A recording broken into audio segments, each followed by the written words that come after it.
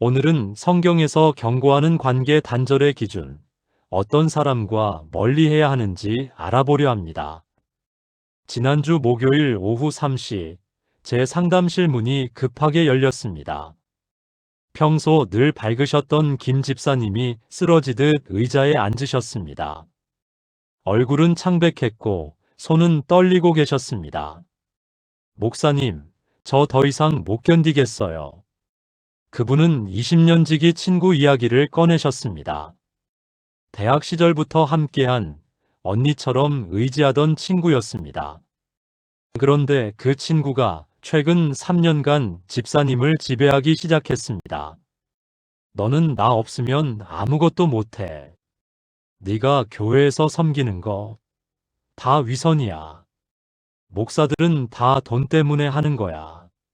너 속고 있는 거야. 매일 카톡으로 쏟아지는 부정적 메시지들. 만날 때마다 집사님의 신앙을 조롱하고 교회를 비난했습니다. 목사님, 제가 그 친구 때문에 우울증 약을 먹고 있어요. 밤마다 악몽을 꿔요. 교회 나오는 것도 두려워졌어요. 그런데 그 친구와 헤어지면 제가 나쁜 사람 되는 거 아닌가요? 예수님이 원수도 사랑하라고 하셨잖아요. 그분의 눈에는 눈물이 가득했습니다. 죄책감과 고통 사이에서 방황하고 계셨습니다.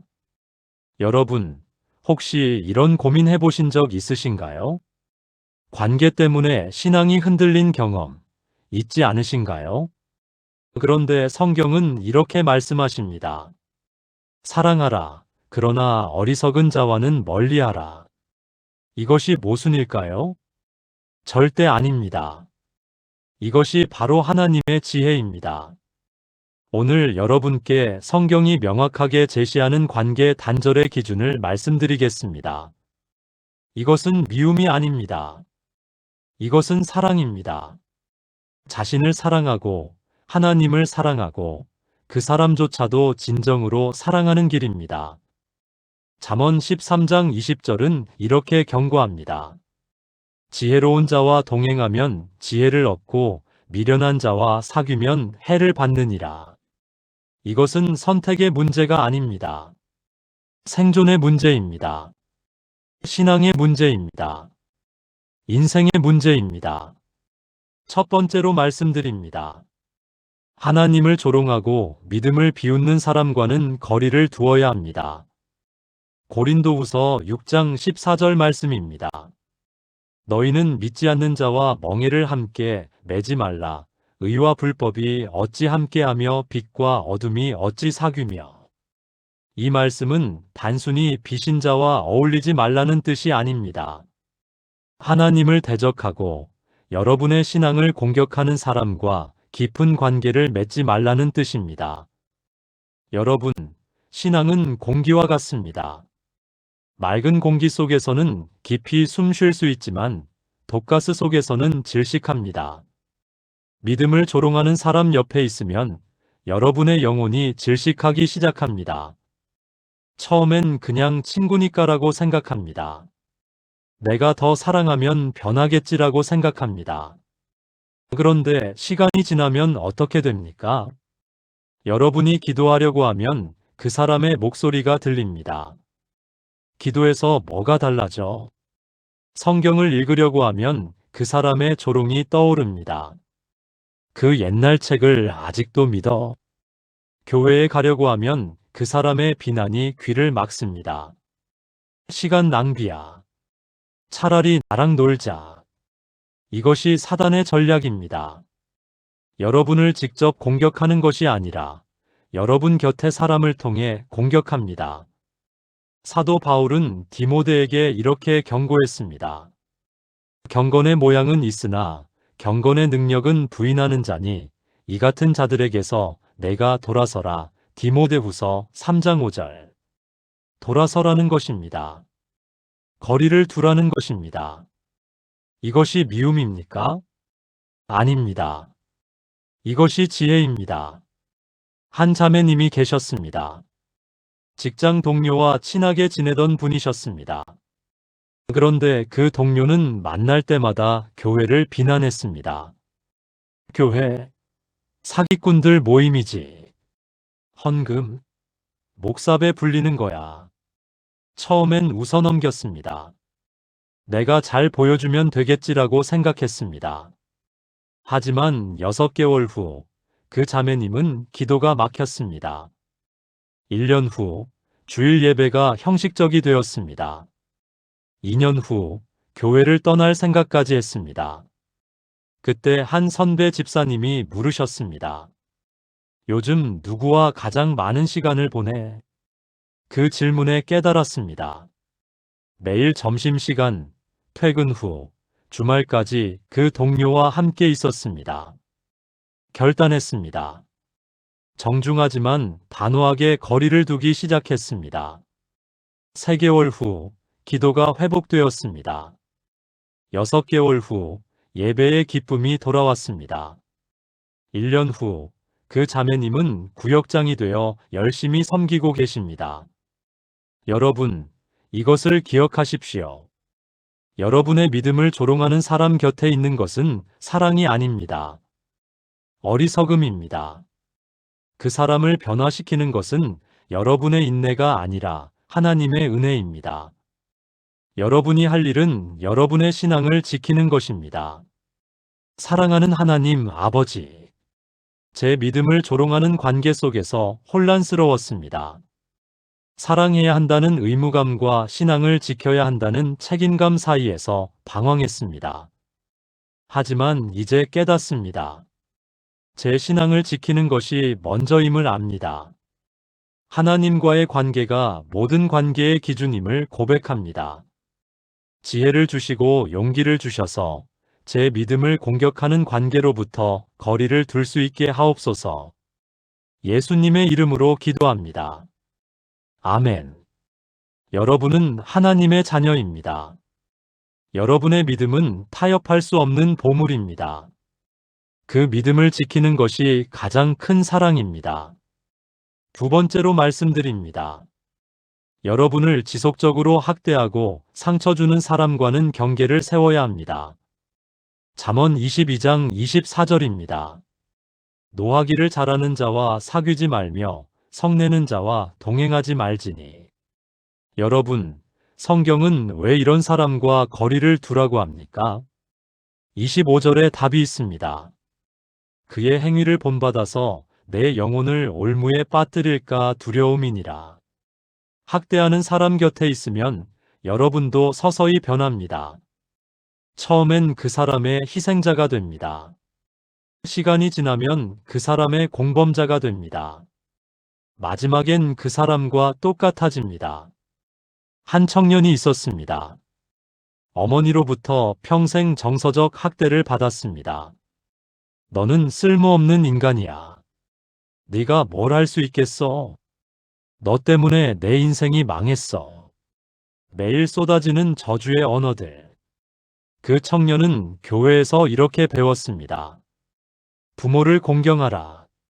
원수를 사랑하라. 70번씩 7번이라도 용서하라. 그래서 참았습니다. 10년을 참았습니다. 그런데 어떻게 되었습니까? 그 청년은 우울증에 걸렸습니다. 대인 기피증이 생겼습니다.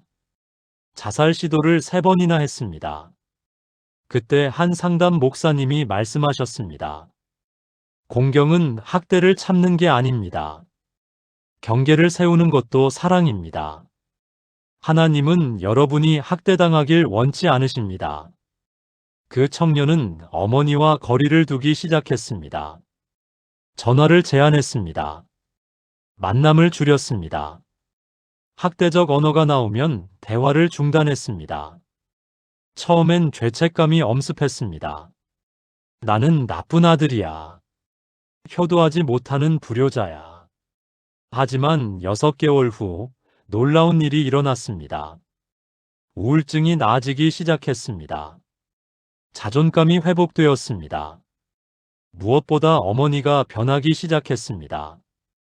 아들이 더 이상 학대를 받아주지 않자 어머니는 스스로를 돌아보기 시작했습니다. 2년 후 어머니는 상담을 받으러 가셨습니다. 3년 후 어머니는 교회에 나오기 시작했습니다. 지금은 서로를 존중하는 건강한 관계를 맺고 계십니다. 여러분, 이것을 명심하십시오. 학대를 참는 것은 사랑이 아닙니다. 학대를 허용하는 것은 그 사람을 돕는 것이 아니라 그 사람의 죄를 키우는 것입니다. 에베소서 5장 11절은 말씀합니다. 너희는 열매 없는 어둠의 일에 참여하지 말고 도리어 책망하라. 책망하라는 것입니다. 거리를 두라는 것입니다. 경계를 세우라는 것입니다. 이것이 진정한 사랑입니다. 여러분 자신을 사랑하고 그 사람도 진정으로 사랑하는 길입니다. 배우자의 폭력, 부모의 정서적 학대, 친구의 지속적인 비난. 이런 것들을 참는 것이 신앙이 아닙니다. 하나님은 여러분이 학대당하며 살기를 원치 않으십니다. 시편 11편 5절입니다.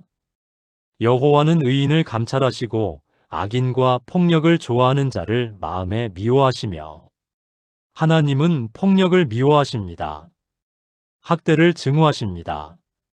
그런데 여러분이 그것을 참으면 하나님이 기뻐하실까요? 아닙니다. 하나님의 마음이 아픕니다. 사랑하는 주님, 학대를 사랑으로 착각했습니다. 참는 것이 신앙이라고 잘못 배웠습니다. 하지만 이제 깨닫습니다. 주님은 제가 존엄한 존재로 살기를 원하심을 압니다. 경계를 세우는 것도 사랑임을 고백합니다. 용기를 주셔서 학대하는 관계로부터 저를 보호할 수 있게 하옵소서. 지혜를 주셔서 건강한 경계를 세울 수 있게 하옵소서. 예수님의 이름으로 기도합니다. 아멘. 여러분은 하나님의 형상으로 지음받은 존귀한 존재입니다. 학대는 하나님의 뜻이 아닙니다. 건강한 경계를 세우십시오. 세 번째로 말씀드립니다. 여러분을 하나님으로부터 멀어지게 만드는 사람과는 관계를 재정비해야 합니다. 마태복음 18장 6절 말씀입니다. 누구든지 나를 믿는 이 작은 자 중 하나를 실족하게 하면 차라리 연자 맷돌이 그 목에 달려서 깊은 바다에 빠뜨려지는 것이 나으니라. 이 말씀이 얼마나 강력합니까? 예수님은 다른 사람의 믿음을 넘어뜨리는 것을 극도로 심각하게 보십니다. 그런데 여러분, 역으로 생각해 보십시오. 만약 누군가가 여러분의 믿음을 지속적으로 넘어뜨린다면 여러분이 그 관계를 계속 유지하는 것이 하나님께 영광이 될까요? 절대 아닙니다. 한 집사님의 이야기입니다. 대학 동창 모임이 있었습니다. 한 달에 한 번씩 만나는 소중한 친구들이었습니다. 그런데 그 모임에 갈 때마다 신앙이 흔들렸습니다. 모임 시간은 주로 일요일 오후였습니다. 야, 예배 일찍 끝내고 와. 우리가 더 중요하지. 술자리가 이어지면 새벽 기도회를 못 갔습니다. 새벽 기도? 그거 안 해도 돼. 하나님이 뭐 죽이기라도 해. 처음엔 균형을 맞추려고 애썼습니다. 예배도 드리고 모임도 가고. 하지만 점점 예배가 형식이 되었습니다. 기도 시간이 줄어들었습니다. 성경 읽는 시간이 사라졌습니다. 어느 날 그 집사님은 깨달았습니다. 이 모임 때문에 내 신앙이 무너지고 있구나. 고민했습니다. 그래도 20년 친구인데. 내가 빠지면 관계가 끊어지는데. 하지만 잠언 4장 23절이 마음에 꽂혔습니다. 모든 지킬 만한 것 중에 더욱 내 마음을 지키라. 생명의 근원이 이에서 남이니라. 결단했습니다. 친구들에게 정중하게 말했습니다. 미안해. 나는 주일은 하나님께 드리고 싶어. 다른 날 만나자. 친구들은 이해하지 못했습니다. 종교에 미쳤네. 우리가 그렇게 안 중요해. 상처받았습니다. 외로웠습니다. 하지만 신앙을 선택했습니다. 6개월 후 놀라운 일이 일어났습니다. 그 친구들 중 한 명이 연락을 해왔습니다. 야, 사실은 나도 교회 다녀볼까 해. 너 보면서 생각했어. 네가 지키는 게 뭔지 궁금해졌어. 1년 후 그 친구는 세례를 받았습니다. 2년 후 또 다른 친구 2명이 교회에 나오기 시작했습니다.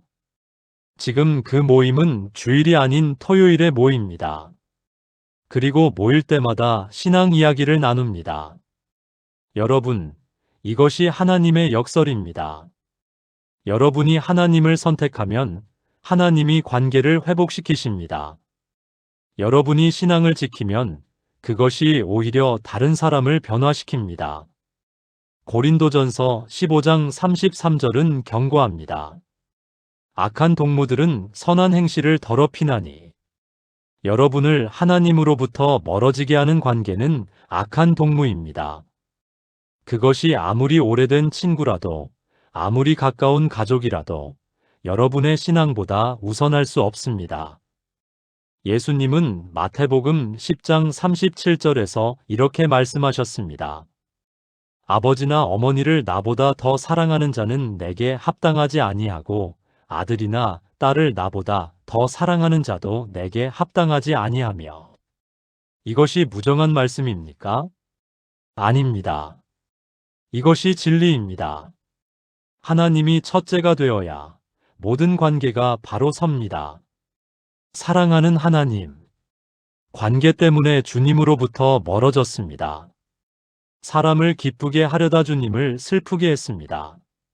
하지만 이제 선택합니다. 주님을 첫째로 삼겠습니다.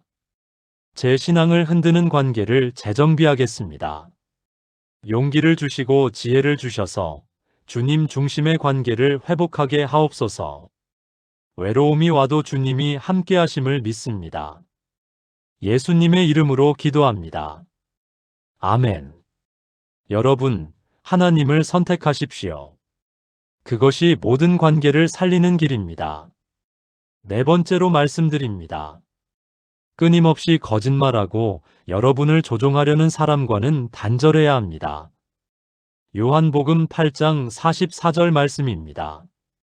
너희는 너희 아비 마귀에게서 났으니 너희 아비의 욕심대로 너희도 행하고자 하느니라. 그는 처음부터 살인한 자요. 진리가 그 속에 없으므로 진리에 서지 못하고 거짓을 말할 때마다 제 것으로 말하나니 이는 그가 거짓말쟁이요 거짓의 아비가 되었음이라. 예수님은 거짓말의 근원이 사단이라고 말씀하십니다. 거짓말은 단순한 실수가 아닙니다. 거짓말은 영적 전쟁입니다. 특히 여러분을 조종하기 위한 거짓말은 더욱 위험합니다. 한 자매님이 있었습니다. 친언니와의 관계 때문에 고통받고 있었습니다. 언니는 평생 거짓말로 동생을 조종했습니다. 엄마가 너만 사랑해. 나는 버려진 자식이야. 이 말을 듣고 자매님은 평생 죄책감을 느꼈습니다. 오빠가 사업 실패했어. 네가 도와줘야 해. 이 말을 듣고 전 재산을 빌려줬는데 오빠는 사업 실패한 적이 없었습니다. 내 남편이 바람 피운다는 소문 들었어. 이 말 때문에 부부 사이가 틀어질 뻔했는데 완전한 거짓이었습니다. 언니는 왜 이런 거짓말을 했을까요? 동생을 조종하기 위해서였습니다. 동생이 언니 없이는 살 수 없게 만들기 위해서였습니다. 자매님은 이렇게 생각했습니다. 그래도 피부치인데 내가 더 사랑하면 변하겠지. 용서하고 또 용서해야지. 하지만 상황은 더 악화되었습니다.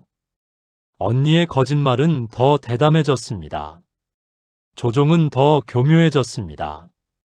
자매님은 우울증에 걸렸습니다. 그때 한 상담 목사님이 물으셨습니다. 그 관계가 하나님께 영광이 됩니까? 그 관계 때문에 여러분의 신앙이 자라납니까? 아니면 무너집니까? 자매님은 깨달았습니다. 이 관계는 하나님의 뜻이 아니라는 것을 결단했습니다. 언니에게 마지막으로 말했습니다.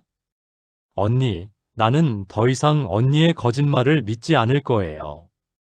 언니가 진실을 말하고 나를 존중할 때까지 거리를 둘게요. 언니는 발광했습니다. 너 같은 동생 없어. 불효자야. 가족도 버리는 냉혈한. 친척들도 자매님을 비난했습니다. 가족인데 그렇게까지 해야 해? 1년은 지옥 같았습니다. 외롭고 고통스러웠습니다. 하지만 기도했습니다. 말씀을 붙잡았습니다. 2년 후 언니가 연락을 해왔습니다. 미안해. 내가 잘못했어. 상담 받고 있어. 나 정말 변하고 싶어. 3년 후 언니는 교회에 나오기 시작했습니다. 지금은 서로를 진실로 대하는 건강한 자매가 되었습니다. 여러분, 이것을 기억하십시오.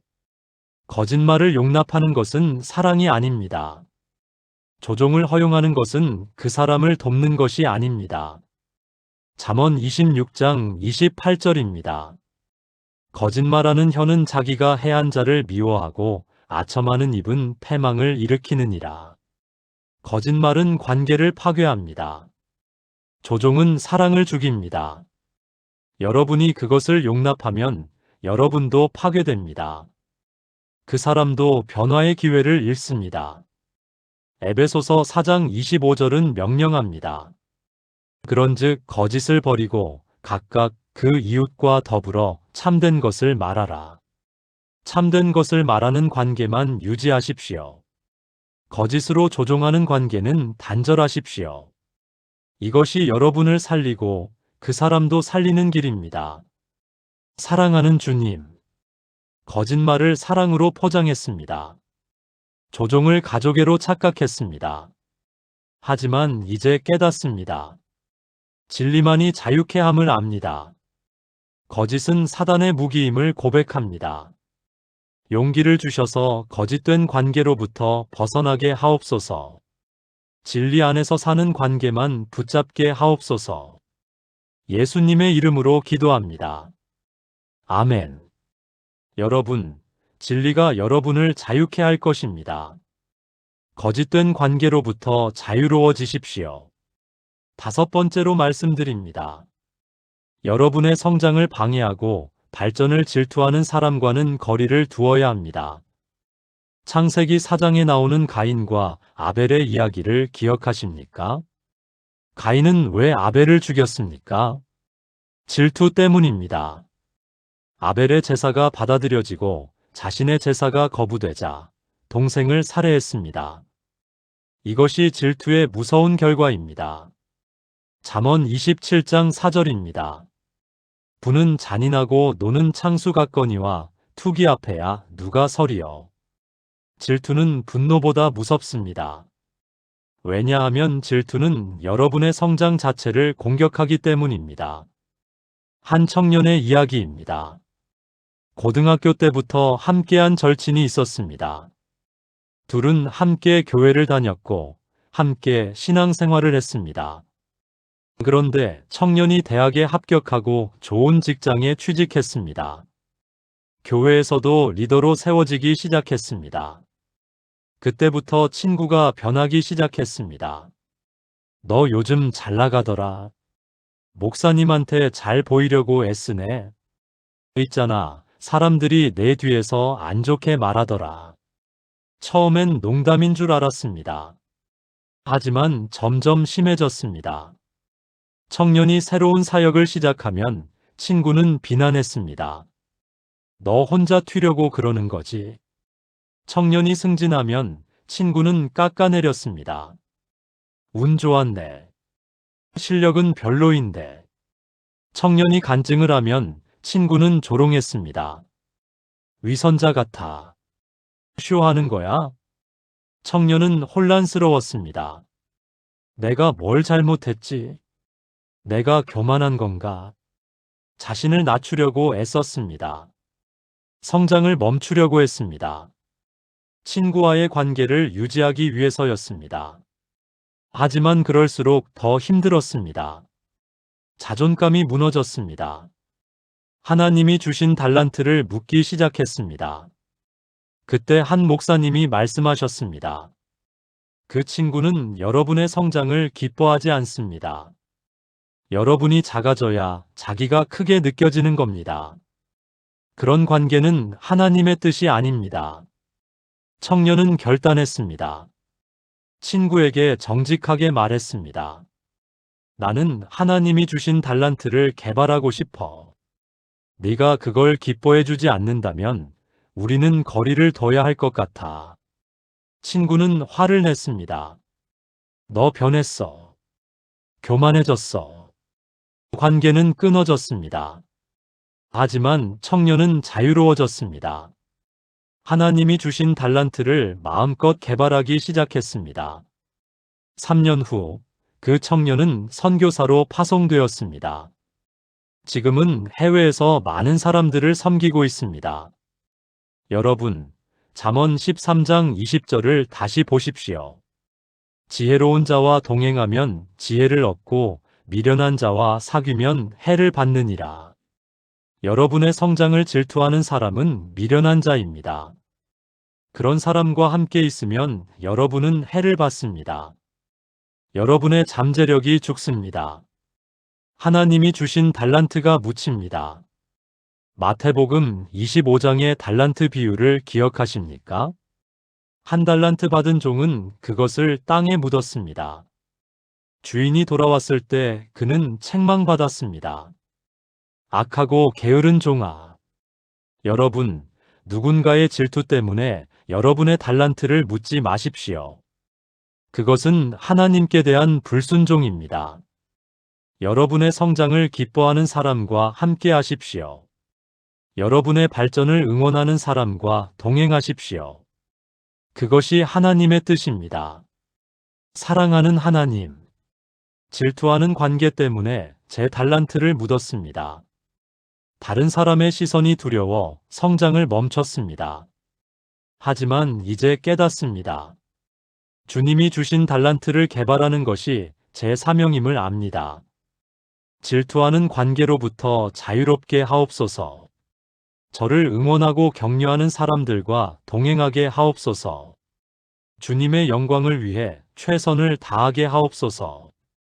예수님의 이름으로 기도합니다. 아멘. 여러분은 하나님의 걸작품입니다. 여러분의 성장은 하나님의 계획입니다. 누구도 그것을 막을 수 없습니다. 6번째로 말씀드립니다. 여러분을 죄로 이끌고 유혹하는 사람과는 즉시 멀어져야 합니다. 고린도전서 15장 33절입니다. 속지 말라 악한 동무들은 선한 행실을 더럽히나니.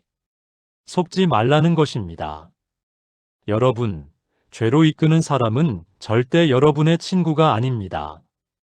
그 사람은 사단의 도구입니다. 한 대학생의 이야기입니다. 신앙생활을 열심히 하던 청년이었습니다. 그런데 군대 동기 중 한 명이 제대 후 계속 연락을 해왔습니다. 야, 오랜만에 만나서 술 한잔하자. 한 번만 클럽 가보자. 재미있어. 요즘 넷플릭스에 야한 거 나왔는데 같이 보자. 처음엔 거절했습니다. 나 그런 거 안 해. 나 크리스천이야. 하지만 친구는 계속 설득했습니다. 한 번만. 뭐 어때? 하나님이 뭐라고 하기라도 해. 너무 경직되게 살지 마. 청년은 생각했습니다. 한 번쯤은 괜찮지 않을까? 완전히 빠지는 건 아니니까. 첫 술자리에 갔습니다. 2번째는 클럽에 갔습니다. 3번째는 그렇게 죄의 늪에 빠져들었습니다. 6개월 후 청년은 교회를 떠났습니다. 1년 후 신앙을 잃었습니다. 2년 후 완전히 세상에 빠져 살았습니다. 그런데 3년째 되던 어느 날 청년은 바닥을 쳤습니다. 일을 잃었고 건강을 잃었고 관계를 잃었습니다. 그때 비로소 깨달았습니다. 내가 잘못된 사람과 함께했구나. 그 친구가 나를 파멸로 이끌었구나. 통곡하며 회개했습니다. 하나님께 돌아왔습니다. 교회로 돌아왔습니다. 그리고 가장 먼저 한 일이 무엇이었습니까? 그 친구의 연락을 완전히 차단했습니다. 잠언 1장 10절입니다. 내 아들아, 악한 자가 너를 꿰을지라도 따르지 말라. 따르지 말라는 것입니다. 한 번도 안 됩니다. 한 번만이라는 말은 사단의 가장 효과적인 거짓말입니다. 담배를 피우는 사람이 한 번만이라고 했다가 평생 중독됩니다. 도박을 하는 사람이 한 번만이라고 했다가 파산합니다.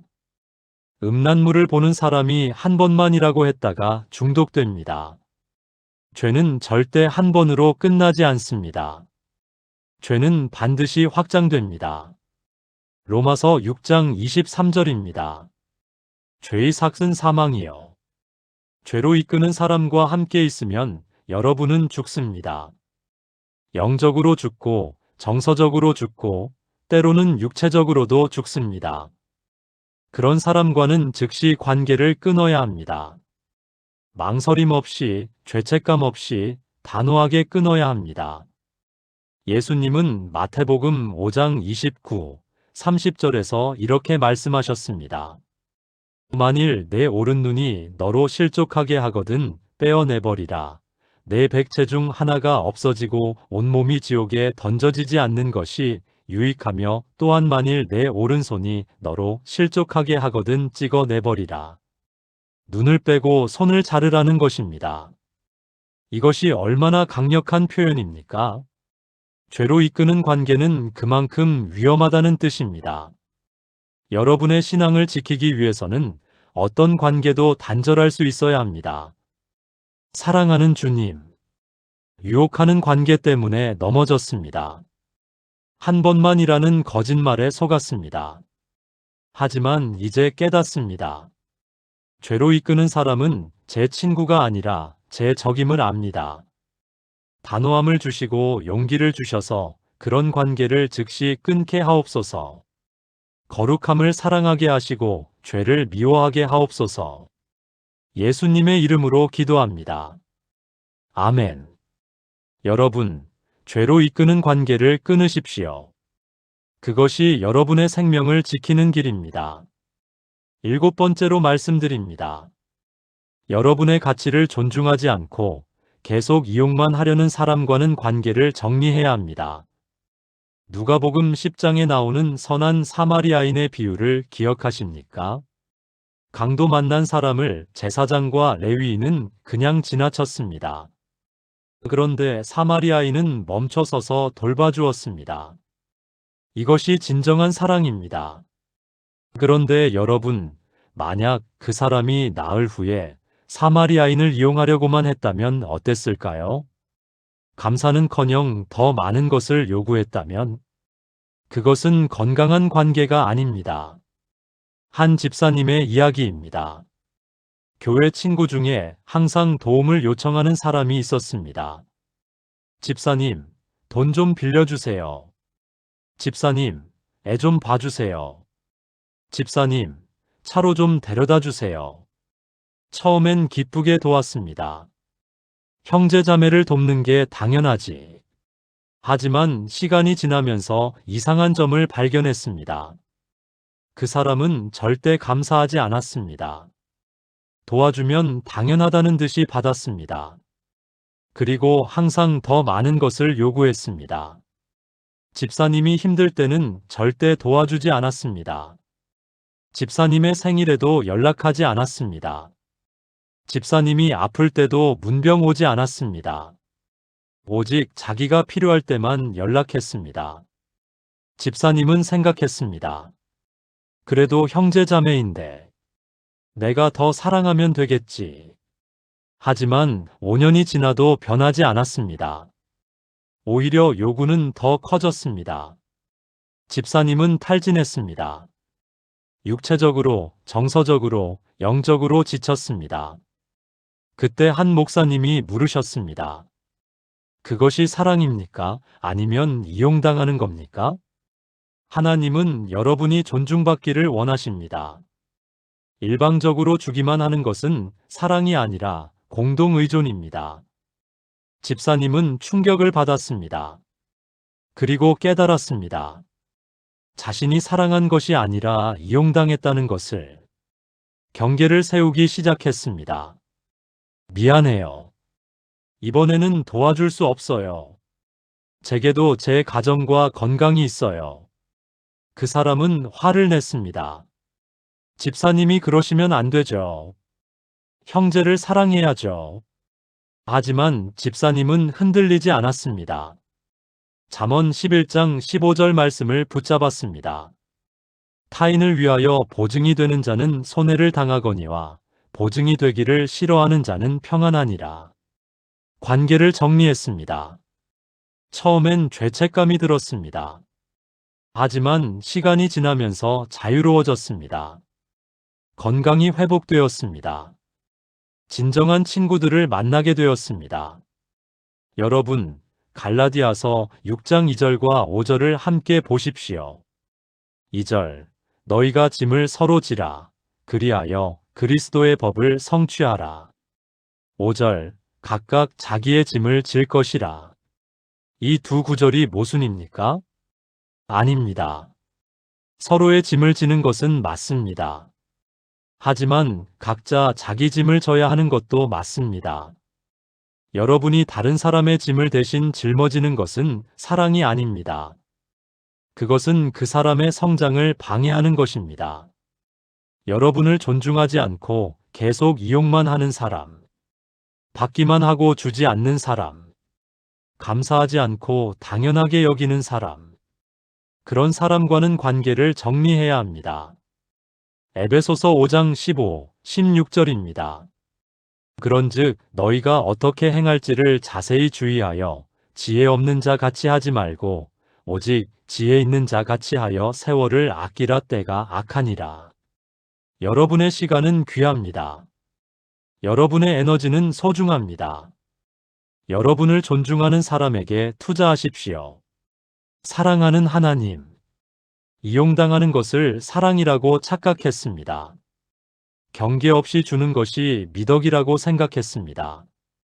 하지만 이제 깨닫습니다. 주님은 저를 존중받는 존재로 지으셨음을 압니다. 건강한 경계가 건강한 사랑의 시작임을 고백합니다. 지혜를 주셔서 주고받는 균형 잡힌 관계를 맺게 하옵소서. 예수님의 이름으로 기도합니다. 아멘. 여러분은 존중받을 가치가 있습니다. 건강한 경계를 세우십시오. 사랑하는 하나님 아버지, 오늘 말씀을 통해 저희에게 관계의 지혜를 가르쳐 주셔서 감사합니다. 그동안 저희는 잘못된 관계 속에서 고통받았습니다. 사랑이라는 이름으로 학대를 참았고, 용서라는 이름으로 죄를 용납했으며, 인내라는 이름으로 이용당했습니다. 하지만 이제 깨닫습니다. 주님이 원하시는 것은 무조건적인 희생이 아니라 지혜로운 사랑임을 압니다. 주님, 용서하옵소서.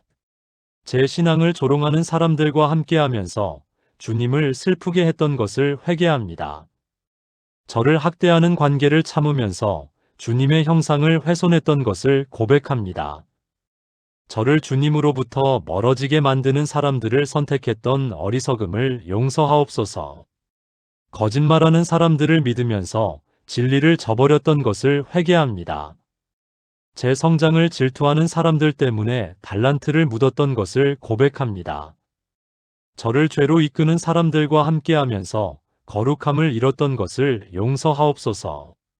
저를 이용하는 사람들을 섬긴다고 착각했던 것을 회개합니다. 이제 주님, 저희에게 새로운 시작을 주옵소서. 건강한 관계를 분별하는 지혜를 주시고 해로운 관계를 끊어낼 용기를 주옵소서. 외로움이 두려워 잘못된 관계를 붙잡지 않게 하시고 죄책감 때문에 학대적인 관계를 유지하지 않게 하옵소서. 주님, 저희가 관계를 정리할 때 함께하여 주옵소서. 대화가 필요할 때 지혜의 말을 주시고 침묵이 필요할 때 평안을 주옵소서. 상처받은 마음을 치유하여 주시고 흔들리는 믿음을 붙잡아 주옵소서. 그리고 주님, 새로운 관계를 허락하여 주옵소서. 저희를 세워주는 사람들, 격려하는 사람들, 함께 성장하는 사람들을 보내주옵소서. 주님의 이름으로 모이는 공동체 안에서 진정한 사랑을 경험하게 하옵소서. 주님, 이 모든 과정 가운데 저희의 신앙이 더욱 견고해지게 하옵소서. 관계보다 주님을 먼저 선택하는 믿음을 주시고 사람의 인정보다 주님의 인정을 구하는 마음을 주옵소서. 오늘 이 말씀을 듣는 모든 분들이 자유함을 얻게 하옵소서. 잘못된 관계의 사슬에서 풀려나 주님 안에서 진정한 자유를 누리게 하옵소서. 예수님의 이름으로 기도합니다. 아멘. 사랑하는 여러분, 오늘 이 말씀이 여러분에게 자유를 주었기를 소망합니다. 혹시 이 말씀을 들으면서 마음이 불편하셨나요? 내가 그동안 잘못 살았구나라는 생각이 드셨나요? 그렇다면 그것은 성령님의 음성입니다. 하나님이 여러분을 새로운 차원으로 인도하고 계십니다. 여러분, 관계를 정리하는 것이 쉬운 일이 아님을 압니다. 특히 오래된 관계, 가까운 관계일수록 더 어렵습니다. 죄책감이 밀려올 것입니다. 내가 너무한 거 아닌가? 내가 이기적인 건 아닐까? 외로움이 찾아올 것입니다. 이제 누구와 함께 할까? 혼자가 되는 건 아닐까? 두려움이 엄습할 것입니다. 이 결정이 맞는 걸까? 나중에 후회하지 않을까? 하지만 여러분, 이것을 기억하십시오.